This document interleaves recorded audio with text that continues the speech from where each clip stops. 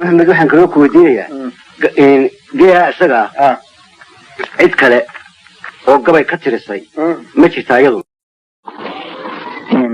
gabayga waxaa soo dhaafnay oo tiriyay inay Maxamed Ali Beenali nimankii geela qaadayna kamid ahaa markii uu yimi ayaa waxa maqlay Abdi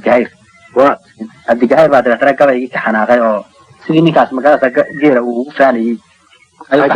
ay damaqday kolkaa isaga oo nimankii magaranaysa canaanaya geela lahaa ayuu dhiilaabay xalay miyaa dhagiida soo booday ma dhabayti dhow baan hurdada dhinacyada u diiday gogashii la eedigay miyaan dhan isu weydaashay sidii qalanca dhaawaca miyaan dhiraha leynayay sidii naagninkeedii dhintay oo reer ka dhaxal meertay ma dhulkaan shan baan qoday cardow dhalasha waa yaal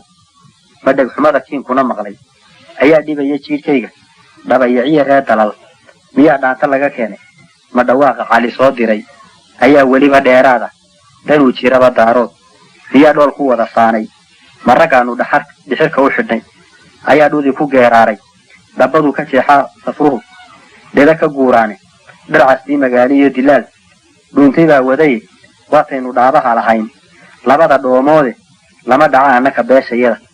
sida dhukaameede ama geelu saymuu dhashay ee dhaqashadii daaya ama dhiciya sida reer tolkay dhuli ma meerteene ama dhoof waad asii dhalad uu leeyahay buu yidhi